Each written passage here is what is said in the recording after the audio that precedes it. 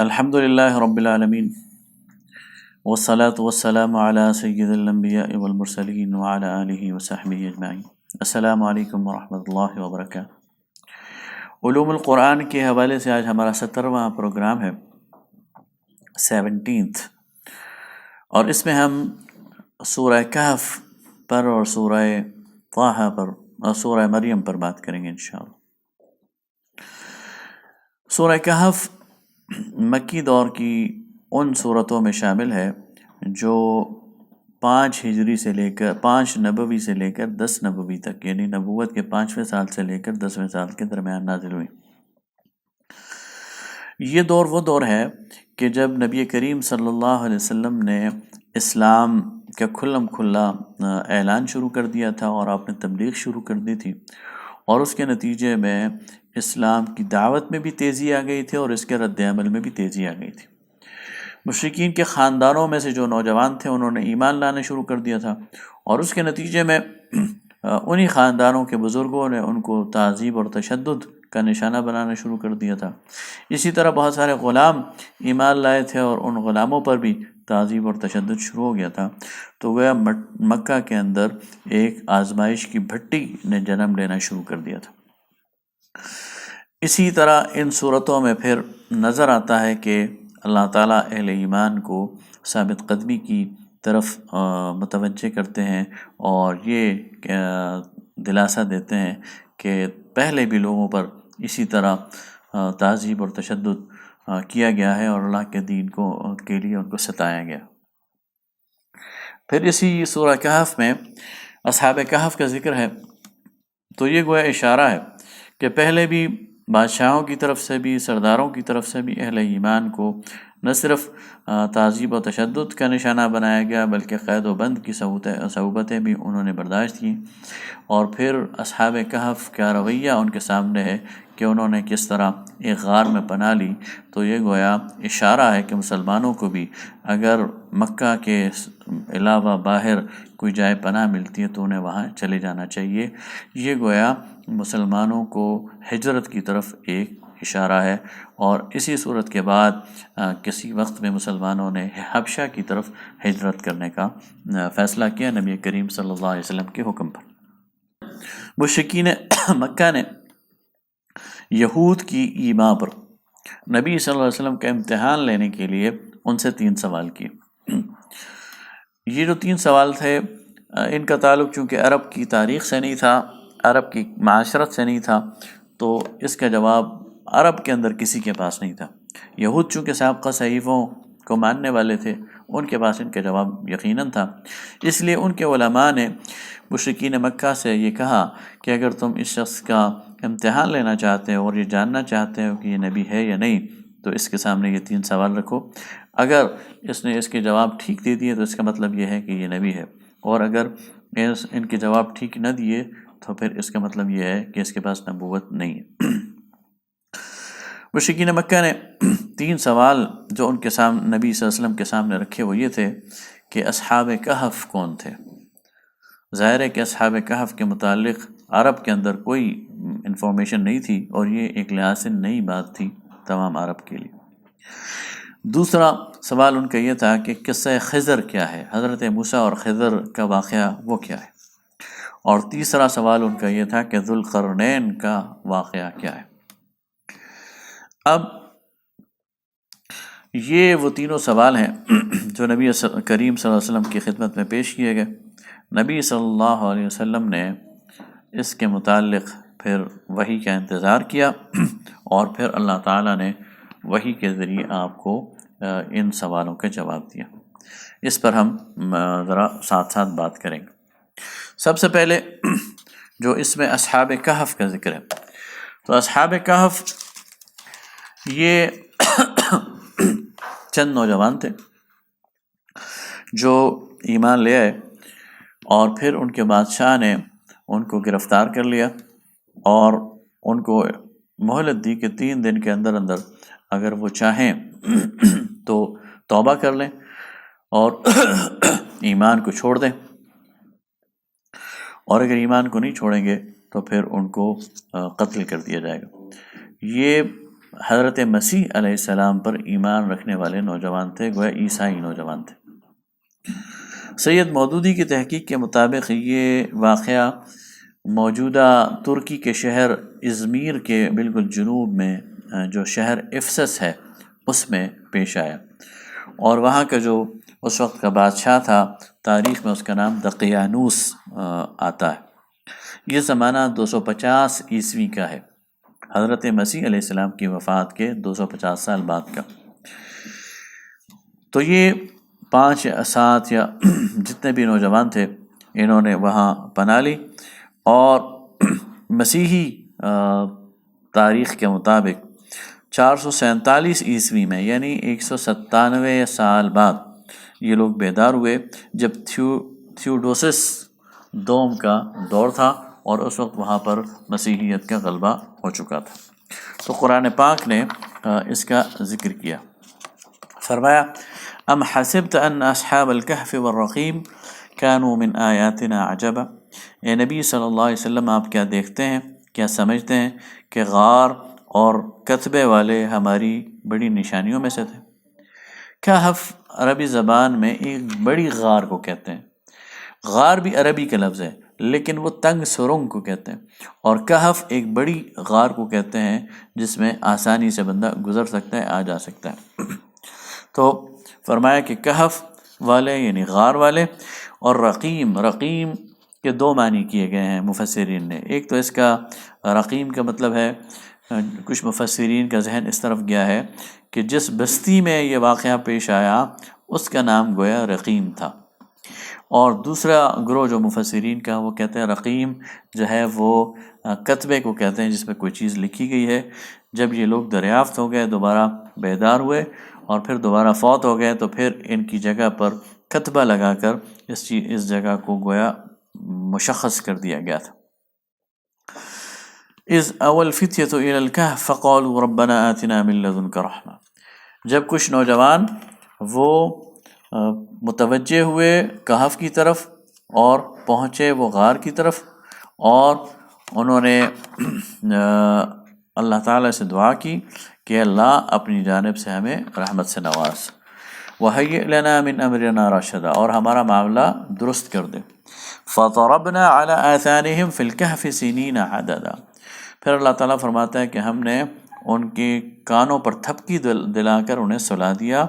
اور کئی سال وہ سوتے رہے۔ ثم بعثناهم لنعلم أي الحزبين أحصى لما لبثوا أمدا، اور پھر ان کو جگایا کہ وہ دیکھیں کہ ان 2 گروہ میں سے کون اپنی مدت قیام کو ٹھیک شمار کرتا ہے۔ نحن نقص علیک نبأهم بالحق، ہم ان کا قصہ تمہیں حق کے ساتھ سناتے ہیں۔ انہم فتیۃ آمنوا بربہم وزدناہم ہدی، یہ چند نوجوان تھے جو ایمان لائے اپنے رب پر اور پھر اللہ تعالیٰ نے ان کی ہدایت میں ترقی بخشی۔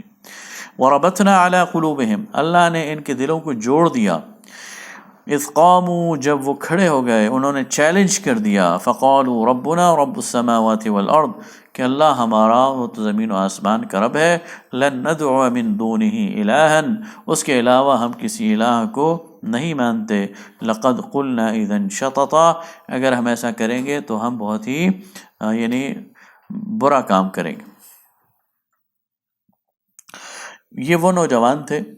جنہوں نے اپنی قلت تعداد کو نہیں دیکھا، یہ نہیں دیکھا ہم 2 ہیں، 4 ہیں، 5 ہیں، 6 ہیں، اور سامنے کی قوت، اس کے استعداد اور اس کی بہت بڑی امپائر کو نہیں دیکھا، بادشاہت کو نہیں دیکھا، بلکہ کھڑے ہو کر اس کی ساری بادشاہت کو چیلنج کر دیا، اس کے حکم کو چیلنج کر دیا، اور کہہ دیا کہ بادشاہ بے شک مشرک ہو، بادشاہت اس کی پوری شرک پر قائم ہو، تہذیب شرک کی ہو،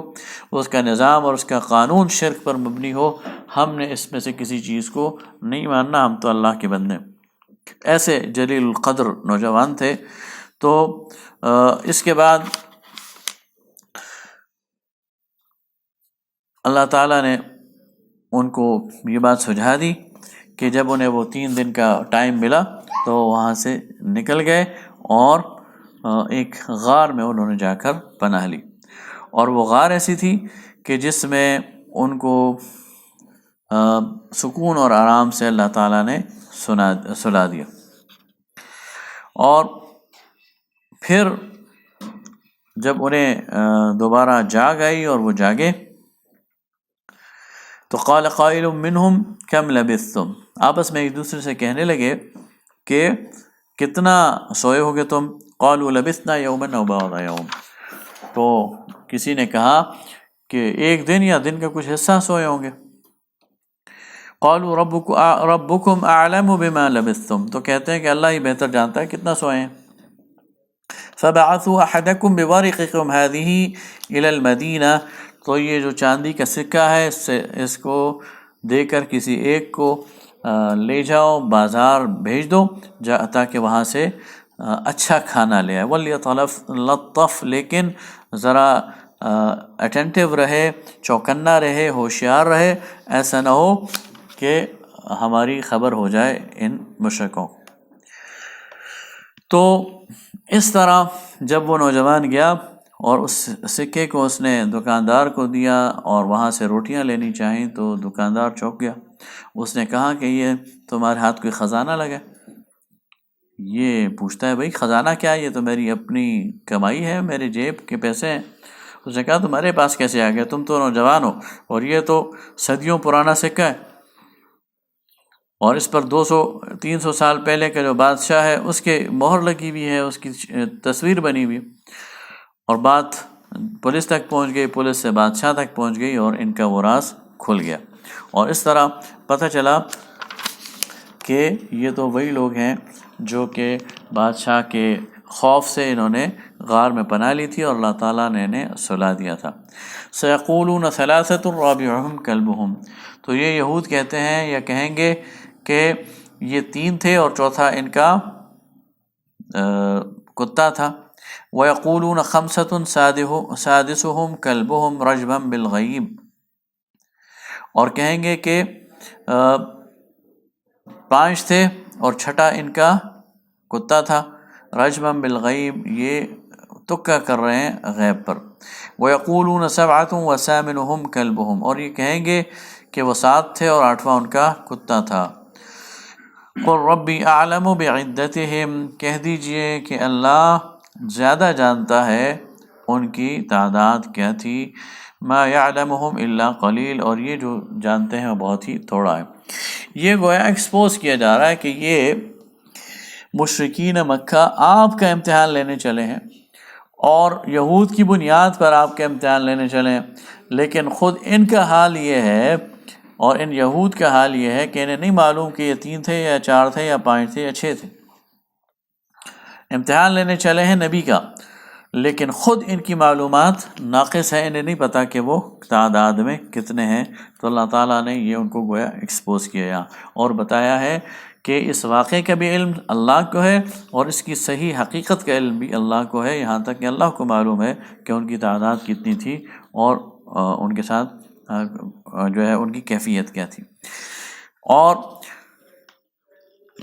فرمایا کہ لا تقولن لشیء انی فاعل ذلک غدا، یہ اس طرف اشارہ ہے کہ جب نبی صلی اللہ علیہ وسلم کے سامنے یہ آئے اور انہوں نے یہ سوال رکھے تو آپ صلی اللہ علیہ وسلم نے فرمایا کہ کل میں اس کا جواب دے دوں گا، لیکن آپ صلی اللہ علیہ وسلم انشاءاللہ کہنا بھول گئے۔ آپ کو یہ خیال تھا کہ اللہ دیکھ رہا ہے، وہ ان سوالوں کے جواب جبرائیل کے ذریعے مجھے پہنچا دیں گے، لیکن چونکہ آپ نے انشاءاللہ نہیں کہا تھا اس لیے جبرائیل امین اگلے دن نہیں آئے۔ اور وحی کا یہ سلسلہ کچھ روایات میں آتا ہے کہ 15 دن تک اور کچھ زیادہ، لیکن غالباً 15 دن تک یہ جو سلسلہ ہے رکا رہا۔ اس دوران وہ روزانہ آتے تھے اپنے سوال کے جواب لینے کے لیے، اور نبی صلی اللہ علیہ وسلم ظاہر ہے کہ آپ کے پاس جواب تھا نہیں، جبرائیل امین آئے نہیں تھے۔ پھر جب وحی کا دوبارہ سلسلہ شروع ہوا تو اللہ تعالیٰ نے ایک تو ان کو جواب دیا، اور اب اللہ تعالیٰ آپ صلی اللہ علیہ وسلم کو یہ فہمائش کر رہے ہیں کہ آپ جب بھی کوئی کام کریں تو اس سے پہلے یہ اللہ تعالیٰ کی مشیت کو اس کے ساتھ منسلک کر دیا کریں، اللہ نے چاہا تو ایسا ہوگا۔ وَاذْكُرْ رَبَّكَ إِذَا نَسِيتَ، اور اگر بھول سے کبھی یہ کام انسان بھول جائے انشاءاللہ کہنا، تو جب یاد آئے تو کہہ لے۔ اور اس کے بعد پھر یہ پورا قصہ، وَلَبِثُوا فِي كَهْفِهِمْ 300 سِنِينَ وَازْدَادُوا تِسْعًا، اور فرمایا کہ وہ غار میں 300 سال رہے اور اس کے اوپر 9 سال اس سے اور بڑھ گئے، یعنی 309 سال جو ہے وہ غار میں سوتے رہے۔ قُلِ اللَّهُ أَعْلَمُ بِمَا لَبِثُوا، کہہ دیجئے کہ اللہ زیادہ جانتا ہے کہ وہ کتنی مدت انہوں نے قیام کیا۔ اب قرآن کے سٹائل سے معلوم ہوتا ہے کہ ایک جگہ اللہ تعالیٰ ان کے سوالات نقل کر رہا ہے۔ مثلا وہ یہ کہتے ہیں کہ یہ 3 تھے اور چوتھا کتا تھا، یا 5 تھے اور چھٹا کتا تھا، یا 7 تھے اور 8واں کتا تھا۔ یہ گویا ان کی تکہ بازی ہے ان کی تعداد کے حوالے سے۔ اللہ تعالیٰ نے ان کے سوالات تو نقل کیے، لیکن ان کی تعداد حقیقی طور پر کیا تھی وہ نہیں بتائی۔ اسی طرح ان کا اس بارے میں بھی اختلاف ہوگا، کوئی کہتا ہوگا 200 سال سوئے ہیں، کوئی کہتا ہوگا 300 سال سوئے ہیں، کوئی کہتا ہوگا 100 سال سوئے ہیں۔ تو اللہ تعالیٰ نے ان کے وہ سوالات نقل تو نہیں کیے، لیکن ان کے جواب دے دیا کہ وہ 309 سال وہ سوئے رہے، اور ساتھ ہی جواب دے دیے کہ اللہ تعالیٰ زیادہ بہتر جانتا ہے کہ وہ کتنا سوئے۔ لہو غیب السماوات والارض، اس اللہ کے لیے ہے غیب اور آسمانوں اور زمین کے غیب کے تمام خزانے۔ تو اس طرح اصحاب کہف کے حوالے سے یہ قصہ بتا دیا کہ یہ چند نوجوان تھے جنہوں نے اللہ پر ایمان رکھا، شرک کی تردید کی اور اس کے لیے قربانی دی، اور بادشاہ کے ظلم سے بچنے کے لیے غار میں پناہ لی۔ وہاں اللہ تعالیٰ نے انہیں اپنی رحمت سے سلا دیا، اور جب یہ جاگے تو پھر اس وقت جاگے جب وہ شرک کا پورا نظام تبدیل ہو چکا تھا اور اس کی جگہ عیسائیت کا پورا غلبہ ہو چکا تھا، اگرچہ اپنی وفات کے یعنی اس بیدار ہونے کے فوراً بعد یہ دوبارہ وفات پا گئے۔ پھر اس کے بعد دوسرا جو اس میں قصہ بیان ہوا ہے وہ حضرت خضر اور موسیٰ علیہ السلام کا ہے۔ دوسرا واقعہ جو سورہ کہف میں بیان ہوا ہے وہ حضرت موسیٰ اور خضر کا واقعہ۔ اس میں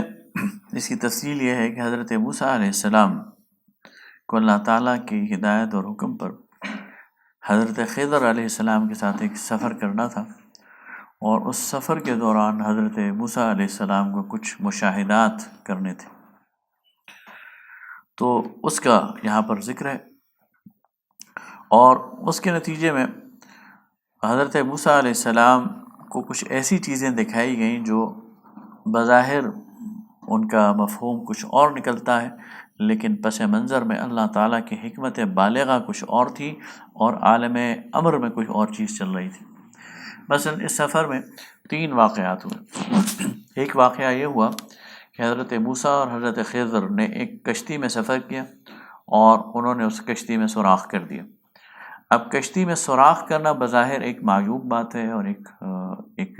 یعنی میچور بندے سے یہ توقع نہیں کی جا سکتی کہ وہ کسی کا نقصان کرے گا، اس لیے حضرت موسیٰ اس پر بول پڑے کہ یہ تم کیا کر رہے ہو؟ انہوں نے کہا تم ٹھہرو، صبر کرو، میں تمہیں بتاؤں۔ پھر راستے میں انہیں ایک لڑکا ملا، بچہ تھا یا لڑکا تھا، تو خضر نے اس کو قتل کر دیا۔ اب ایک انسانی جان کا قتل یہ بہت بڑی ایک گناہ کی بات ہے اور ایک بہت بڑا خطا ہے۔ حضرت موسیٰ نے اس پر ریئیکشن ظاہر کیا اور کہا کہ آپ نے ایک نفس کو قتل کر دیا۔ تو حضرت خضر نے کہا کہ صبر کرو، میں تمہیں بتاؤں گا۔ تیسرا موقع یہ تھا کہ وہ ایک بستی میں داخل ہوئے اور بستی کے لوگوں سے کہا کہ ہمیں کھانا کھلاؤ، لیکن انہوں نے کھانا تو نہیں کھلایا بلکہ الٹا ان کو وہاں سے نکالنے کی کوشش کی، ضیافت بھی نہیں کی، میزبانی بھی نہیں کی۔ اور اس بستی میں وہ گزرتے ہوئے دیکھا کہ ایک دیوار گر رہی ہے، تو حضرت خضر نے موسیٰ کو کہا چلو آپ اس دیوار کو ٹھیک کر دیتے ہیں۔ تو حضرت موسیٰ نے اس پر ریئیکٹ کیا کہ ان لوگوں کا طرز عمل تو یہ ہے کہ وہ آپ کو کھانا کھلانے کے روادار نہیں ہیں اور آپ ان کی دیواریں ٹھیک کر رہے ہیں۔ تو یہ تینوں چیزیں جو بظاہر کچھ نظر آ رہی تھی، لیکن اللہ تعالیٰ کی حکمت بالغہ کچھ اور تھی، اور پیچھے اللہ تعالیٰ کی جو تدبیر ہے وہ کچھ اور تھی، اس کو دکھانے کے لیے اور اس کا مشاہدہ کرنے کے لیے حضرت موسیٰ کو یہ سفر کرایا گیا۔ پھر حضرت خضر نے حضرت موسیٰ کو بتایا کہ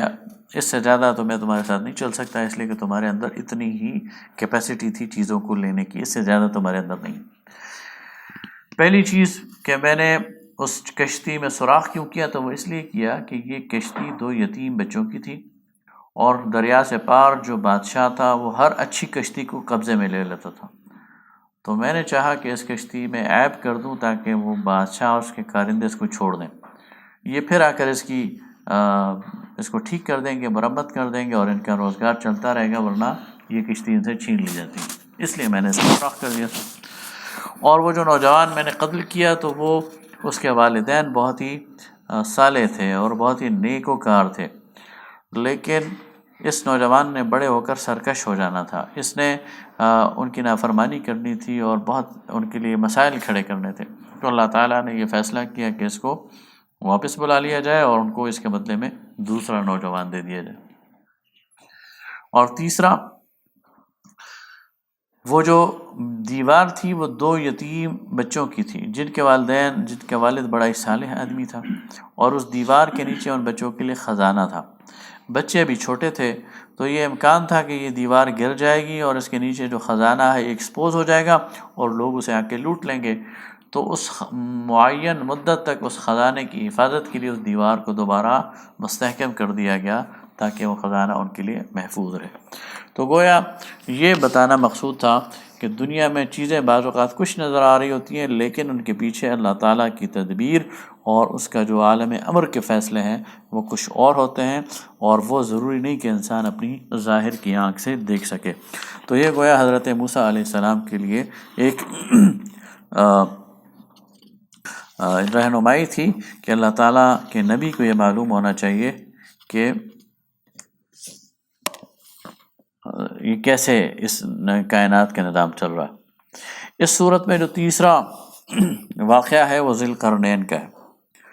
ذی القرنین کے حوالے سے یہ جو واقعہ ہے تاریخ میں اگر اس کو تلاش کیا جائے تو ایران کا ایک بادشاہ گزرا ہے خورس، اور یہ حضرت مسیح کی پیدائش سے 550 سال پہلے کی بات ہے، یہ اس کے عروج کا زمانہ ہے، اور یہ عادل بادشاہ تھا، اس نے عدل سے بڑی حکومت کی تھی، تو مورخین بتاتے ہیں کہ غالباً یہ اس کا ذکر ہے۔ وَيَسْأَلُونَكَ عَنْ ذِي الْقَرْنَيْنِ،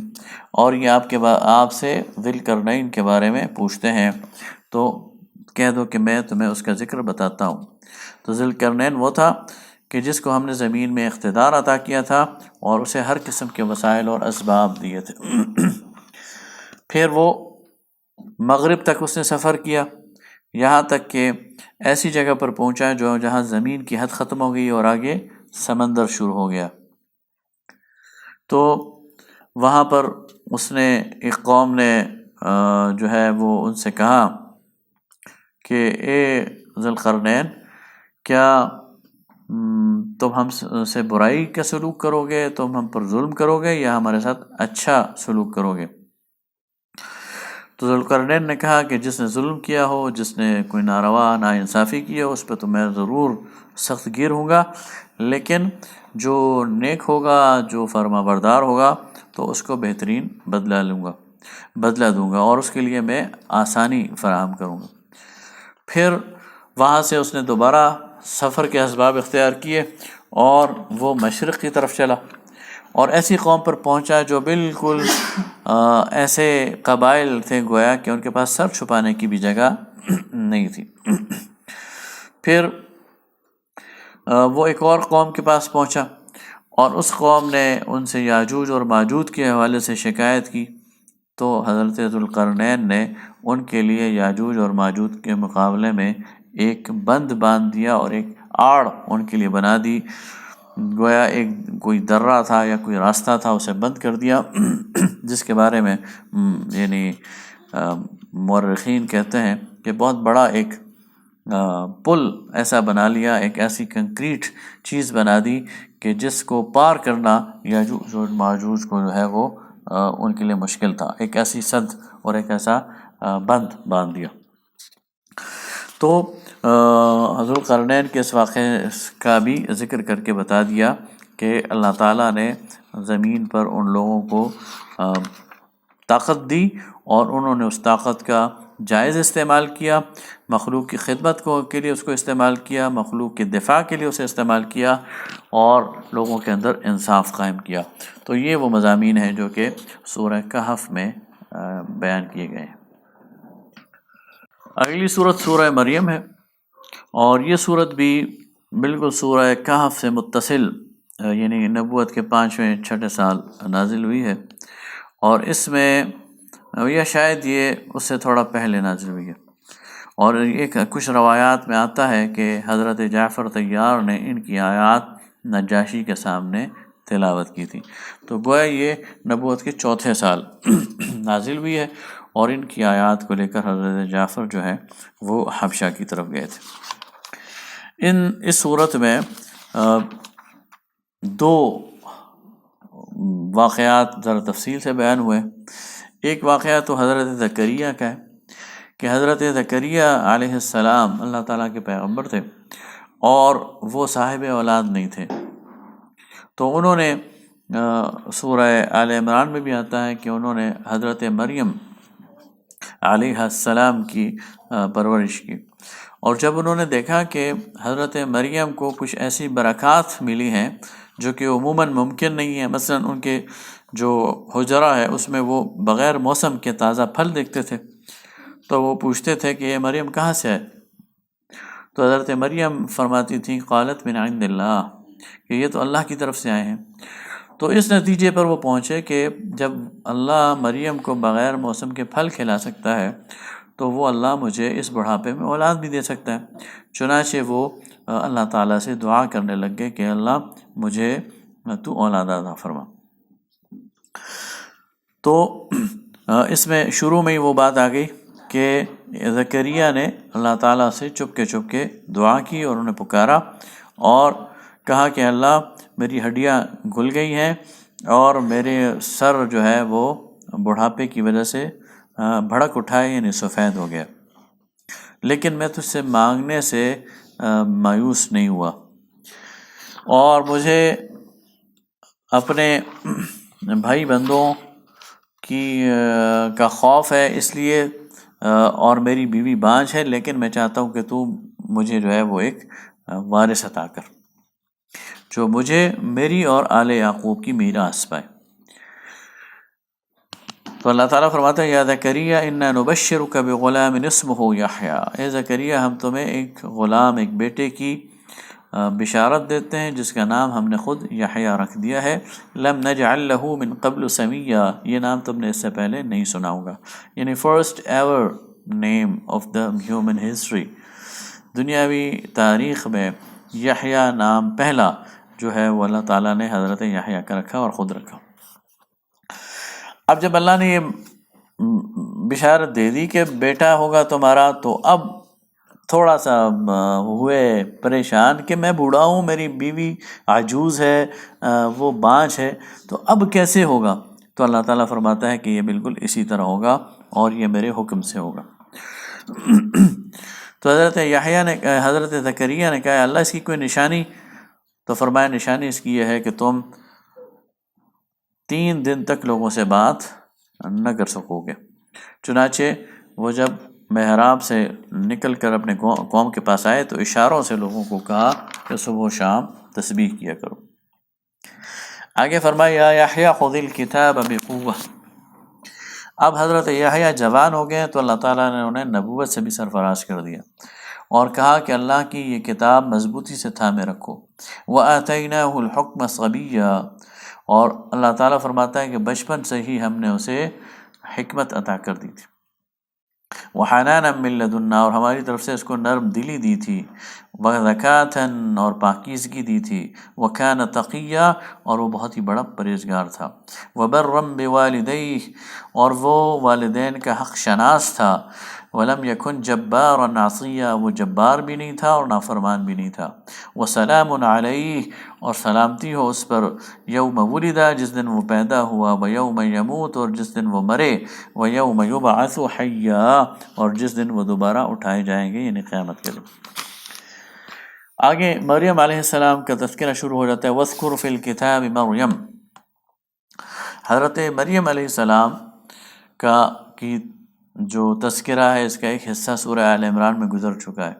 کہ کس طرح ان کی والدہ نے نظر مانی تھی کہ مجھے اللہ تعالیٰ نے بیٹا دیا تو میں اسے دین کے لیے، دین کی تعلیم کے لیے، خدمت کے لیے، اللہ تعالیٰ کے گھر کی خدمت کے لیے وقف کر دوں گی۔ لیکن جب یہ پیدا ہوئی تو یہ لڑکی تھی، تو انہوں نے کہا ہے اللہ، میں نے تو بیٹے کی نظر مانی تھی، یہ بیٹی ہے، لیکن میں اس بیٹی کو بھی اللہ کے دین کے لیے وقف کرتی ہوں، اور اس بیٹی کو بھی اللہ کے گھر کی خدمت کے لیے وقف کرتی ہوں۔ چنانچہ وہیں سے ان کی تربیت وہاں کے جو ہیکل کے جو بزرگ تھے ان کے سپرد ہوئی، اور ان کے درمیان جب قرعہ ہوا تو مریم علیہ السلام کی جو تربیت ہے حضرت زکریا کے ذمے لگی، جو رشتے میں ان کے غالباً خالو تھے، اور پھر انہوں نے ان کی تربیت کی، اور یہ ایک پاک باز خاتون اور عبادت گزار خاتون اور بہت اوصاف والی خاتون تھی۔ قرآن پاک نے ان کا بڑا ذکر کیا ہے اور ان کی بڑی تعریف کی ہے، اور ظاہر ہے کہ پھر ایک پیغمبر کی ماں بھی، اور ایک معجزاتی طور پر بننے والی ماں، اس لیے اللہ تعالیٰ نے ان کو ایک خاص مقام دیا۔ تو کہتی ہیں کہ جب وَاذْكُرْ فِي الْكِتَابِ مَرْيَمْ إِذِ انْتَبَذَتْ مِنْ أَهْلِهَا مَكَانًا شَرْقِيًّا، جب وہ اعتکاف کی نیت سے اپنے گھر کے مشرقی حصے میں وہ معتکف تھی، فَاتَّخَذَتْ مِن دُونِهِمْ حِجَابًا، اور اس نے ایک پردے کی اوٹ ڈال رکھی تھی کہ انہیں کوئی ڈسٹرب نہ کر سکے، فَأَرْسَلْنَا إِلَيْهَا رُوحَنَا، تو اس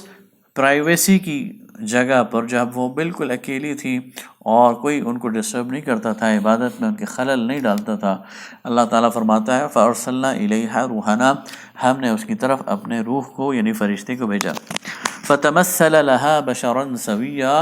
اور وہ فرشتہ ایک انسان کی شکل میں ان کے پاس گیا، قالت انی اعوذ بالرحمن منک ان کنت تقیا، وہ فوراً گھبرا گئی کہ ایک تو میری پرائیویسی کی جگہ ہے، یہاں تو ویسے بھی کسی کو نہیں آنا چاہیے، اور پھر یہ ایک آدمی ہے اور میں عورت ہوں، تو انہوں نے فوراً کہا کہ میں رحمان کی پناہ میں آتی ہوں تم سے۔ اس کے انٹینشنز پہلے ہی بتا دیے کہ تم اگر کسی غلط انٹینشن سے آئے ہو تو میں ایک پاک باز خاتون ہوں اور میں رحمان کی پناہ میں آتی ہوں۔ قال انما انا رسول ربک، تو انہوں نے کہا گھبراؤ نہیں، ہم تیرے رب کی طرف سے رسول ہیں، فرشتے ہیں، لأہب لک غلاما ذکیا، تاکہ تمہیں ایک پاک باز غلام دے۔ قالت، تو کہا اس نے، انا یکون لی غلام، مجھے بیٹا کیسے ملے گا، ولم یمسسنی بشر، مجھے تو انسان نے چھوا تک نہیں ہے، کسی مرد نے چھوا تک نہیں ہے، ولم اک بغیہ، اور میں کوئی بدکار عورت بھی نہیں ہوں۔ قال کذلک، تو کہا اس فرشتے نے کہ ایسا ہی ہوگا۔ قال ربک هو علی ہین، فرشتے نے کہا تیرا رب کہتا ہے کہ یہ کام میرے لیے آسان ہے، وَلِنَجْعَلَهُ آیَةً لِلنَّاسِ، اور اللہ اسے یعنی اس پیدا ہونے والے بیٹے کو بنائے گا نشانی انسانوں کے لیے، وَرَحْمَةً مِنَّا، اور رحمت ہماری طرف سے، وَكَانَ أَمْرًا مَقْضِيًّا، اور یہ کام ہو کر رہنا ہے۔ اب اس میں کوئی دوسری رائے نہیں ہے، کوئی آپشن نہیں ہے، اللہ نے اس کو ڈیسائیڈ کر لیا۔ فَحَمَلَتْهُ فَانْتَبَذَتْ بِهِ مَكَانًا قَصِيًّا، تو اسی طرح معجزاتی طور پر حضرت مریم بغیر کسی مرد کے چھوئے، بغیر کسی ہیومن انٹریکشن کے، معجزاتی طور پر حضرت مریم وہ حاملہ ہو گئی۔ فآجاءها المخاض إلى جذع النخلة، جب انہیں حمل ہو گیا اور وہ اس کو لے کر ایک دور مقام پر چلی گئیں، پھر جب ان کو وہ زچگی کی تکلیف نے لیا، قالت یا لیتنی مت قبل هذا، تو ان کے منہ سے نکلا کاش اس سے پہلے مجھے موت آ جاتی، وکنت نسیا منسیا، اور میں بھول بھلا دی جاتی، میرا ذکر ہی ختم ہو جاتا۔ فناداها، تو اللہ فرماتا ہے کہ اسے پکارا گیا، من تحتها، اس درخت کے نیچے سے، اللہ تحزنی، تم غم نہ کرو، قد جعل ربک تحتک صریا، تیرے رب نے تیرے لیے ایک چشمہ رواں کر دیا ہے، وہزی الیک بجذع النخلہ، اور یہ جو پہاڑ کا تنا ہے اس کو ہلاؤ، تو ساقط علیک رطبا جنیا، تم پر تازہ کھجوریں گریں گی۔ اب دو ان کے لیے معجزے ظاہر کر دیا اللہ تعالیٰ نے، ایک تو وہ بے آب و گیا صحرا تھا، اللہ تعالیٰ نے ان کے قدموں کے نیچے پانی کا چشمہ نکال دیا، اور جس سوکھے ہوئے کھجور کے درخت کے ساتھ وہ بیٹھی ہوئی تھی، اللہ تعالیٰ نے اس پر تر و تازہ کھجوریں لگا دی جو ہلانے کے نتیجے میں ان پر گر گئیں۔ فکولی واشربی وقرری عینا، تو کھاؤ پیو اور اپنی آنکھوں کو ٹھنڈا کرو، فإما ترین من البشر احدا، اور اگر کسی انسان کو دیکھو، فقولی انی نذرت للرحمن صوما، تو کہنا کہ میں نے رحمان کے لیے وہ رکھا ہے روزہ، فلن اکلم اليوم انسیا، آج میں پورا دن کسی سے بات نہیں کروں گی۔ فآتت به قومها تحملہ، پھر جب ولادت ہو گئی تو اس بچے کو لے کر وہ قوم کی طرف آئیں، قالوا یا مریم، تو کہا انہوں نے، مریم، لقد جئت شیئا فریا، لقد جئت شیئا فریا، اے مریم یہ تو نے بہت ہی پاپ کا اور گناہ کا کام کیا ہے۔ یا اخت ہارون، اے ہارون کی بہن، ما کان ابوک امرأ سوء، تیرا باپ بھی کوئی گناہ گار آدمی نہیں تھا، وما کانت امک بغیہ، اور نہ ہی تیری ماں کوئی بدکار عورت تھی۔ انسان کا ذہن فوراً کہاں جاتا ہے، ایک بن بیاہی باکرہ کنواری لڑکی وہ واپس آ رہی ہے اور اس کے ہاتھ میں بچہ ہے، تو ان کا ذہن اسی پر گیا کہ اس نے کوئی بدکاری کی ہے اور اس کے نتیجے میں یہ بچہ آیا، اس لیے وہ اس کے ساتھ لڑنے جھگڑنا شروع ہو گئے۔ تو یہ دیکھیے کتنی سخت آزمائش ہے حضرت مریم کی۔ فاشارت الیہ، تو چونکہ حضرت مریم کو یہ حکم تھا کہ انہوں نے زبان سے بات نہیں کرنی، تو انہوں نے اشارہ کر دیا بچے کی طرف۔ قالوا کیف نکلم من کان فی المہد صبیا، تو انہوں نے کہا یہ پنگوڑے میں لیٹا ہوا بچہ کیسے بات کرے گا۔ قال انی عبد اللہ، تو اس بچے نے بولنا شروع کر دیا۔ حضرت عیسیٰ نے اس گود میں ماں کے بولنا شروع کر دیا، اور کیا کہا، انی عبد اللہ، میں اللہ کا بندہ ہوں، آتانی الکتاب، مجھے کتاب دی گئی ہے، وجعلنی نبیا، اور مجھے نبی بنایا گیا ہے، وجعلنی مبارکا اینما کنت، اور میں جہاں کہیں بھی ہوں مجھے بابرکت بنایا گیا ہے، واوصانی بالصلاۃ، اور مجھے وصیت کی گئی ہے نماز کی، والزکاۃ، اور زکوٰۃ کی، ما دمت حیا، جب تک کہ میں زندہ ہوں، وبرا بوالدتی، اور میں حق شناس ہوں اپنی والدہ کا، ولم یجعلنی جبارا شقیا، اور میں سخت گیر نہیں ہوں، شقی نہیں ہوں، والسلام علی یوم ولدت، اور مجھ پر سلامتی ہو جس دن میں پیدا ہوا، ویوم اموت، اور جس دن میں مروں گا، ویوم ابعث حیا، اور جس دن مجھے دوبارہ زندہ کیا جائے گا۔ ذلک عیسی ابن مریم، یہ عیسیٰ ابن مریم کی حقیقت ہے۔ قول الحق الذی فیہ یمترون، وہ حق بات جس میں یہ لوگ شک کرتے ہیں۔ ما کان للہ ان یتخذ من ولد، اللہ کے لیے یہ زیبا نہیں ہے کہ وہ کسی کو اپنا بیٹا بنائے، سبحانہ، وہ پاک ہیں اس سے۔ اذا قضى امرا فانما يقول له كن فيكون، جب وہ کسی کام کے کرنے کا حکم دے دے تو پھر کہتا ہے، کسی کام کے کرنے کی ٹھان لے تو پھر وہ کہتا ہے کن، تو وہ ہو جاتا ہے۔ وَإِنَّ اللَّهَ رَبِّي وَرَبُّكُمْ فَاعْبُدُوهُ، اور اللہ میرا رب ہے اور تمہارا رب ہے، بس اسی کی بندگی کرو۔ ھذا صراط مستقیم، یہ سیدھا راستہ۔ کہتے ہیں کہ جب حبشہ میں مسلمانوں کا وفد نجاشی کے دربار میں حاضر ہوا تو پیچھے سے عمرو بن العاص جو اس وقت مسلمان نہیں ہوئے تھے، وہ کفار اور مشرکین کی طرف سے نمائندہ بن کر گئے، اور نجاشی کے دربار میں انہوں نے شکایت کی کہ ہمارے کچھ نوجوان گھروں سے بھاگ آئے ہیں اور ان کے گھر والے بڑے پریشان ہیں، لہٰذا آپ ان کو ہمارے حوالے کر دیں۔ نجاشی نے کہا اچھا، پہلے میں انہیں بلاتا ہوں، ان کی بات سنتا ہوں اور پھر تم سے کوئی بات کروں گا۔ چنانچہ نجاشی نے ان لوگوں کو بلایا، مہاجرین کو۔ حضرت جعفر طیار ان کے سردار تھے، ان کے اس گروپ کے لیڈر تھے۔ انہوں نے نجاشی کے سامنے اسلام کی دعوت رکھی، اسے کہا کہ ہم لوگ جو تھے وہ بت پرست تھے، ہم خواتین کے حقوق ادا نہیں کرتے تھے، ہم اپنے لوگوں کے قافلوں کو لوٹ لیا کرتے تھے، شراب پیتے تھے، رذائل اخلاق میں مبتلا تھے۔ اللہ تعالیٰ نے ہمارے درمیان اپنا نبی بھیجا اور اس نبی نے ہمیں بنیادی انسانی اخلاق سکھائے، ہمیں سچ بولنا سکھایا، ہمیں انسانی جان کی تحفظ سکھائی، ہمیں ایک اللہ کے سامنے سجدہ کرنا سکھایا۔ اور جب ہم نے یہ دین قبول کر لیا تو ہمارے خلاف ہو گئے اور ہم پر ظلم اور ستم کرنے لگے، تو اس ظلم اور ستم سے ہم بچ کر یہاں آ گئے۔ نجاشی نے کہا کہ تم نے بالکل ٹھیک کیا ہے اور تم امن کی جگہ پہ ہو، اور عمرو بن العاص سے کہا کہ میں ان کو تمہارے حوالے نہیں کروں گا۔ یہ دربار برخاست ہو گیا، یہ محفل ختم ہو گئی۔ تو عمرو بن العاص رضی اللہ تعالیٰ عنہ جو بعد میں مسلمان ہوئے، انہوں نے اپنے ساتھی سے کہا کل میں ایک ایسی بات کروں گا کہ یہ نجاشی ان کو میرے حوالے کر دے گا۔ اگلے دن پھر جب دربار جما تو عمرو بن العاص نے نجاشی سے کہا اے بادشاہ، یہ عیسیٰ ابن مریم کے بارے میں بڑی بات کرتے ہیں۔ انہیں معلوم تھا کہ نجاشی عیسائی ہے اور وہ عیسیٰ کو خدا کا بیٹا مانتا ہے، مسلمان تو اسے خدا کا بیٹا نہیں مانتے، لہٰذا جب میں یہ بات کروں گا تو اسے غصہ چڑھے گا اور وہ ان نوجوانوں کو میرے حوالے کر دے گا۔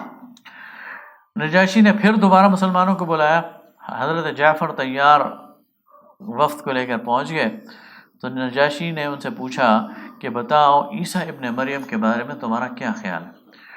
تو حضرت جعفر طیار نے قرآن پاک کی آیات ان کے سامنے تلاوت کی، وَاذْكُرْ فِي الْكِتَابِ مریم سے لے کر یہاں تک۔ وہ کہتے ہیں کہ جب نجاشی آیات سن رہا تھا تو وہ زار و قطار رونے لگ گیا، پھر وہ اپنے تخت سے اترا اور اس نے ایک تنکا اٹھایا اور کہا خدا کی قسم، تم نے عیسیٰ ابن مریم کو جو بیان کیا ہے وہ اس بیان سے ایک تنکا زیادہ نہیں تھے اور ایک تنکا کم نہیں تھے، یعنی تم نے ٹھیک ٹھیک ترجمانی کر دی ہے کہ جس طرح وہ تھے وہ تم نے بیان کر دیا ہے۔ اور عمرو بن العاص سے کہا کہ تم جاؤ، میں ان کو تمہارے حوالے نہیں کروں گا۔ اس کے بعد اسی صورت میں باقی جو انبیاء ہیں ان کا بھی ذکر ہے اور ان کے حوالے سے بھی باتیں ہیں، لیکن وہ چونکہ پچھلی صورتوں میں بھی ہم ڈسکس کر چکے ہیں تو اس لیے ہم اسی پر اکتفا کرتے ہیں، اور آئندہ کی جو صورتیں ہیں اس پر انشاءاللہ اگلی نشست میں بات کریں گے۔ وآخر دعوانا ان الحمد للہ رب العالمین۔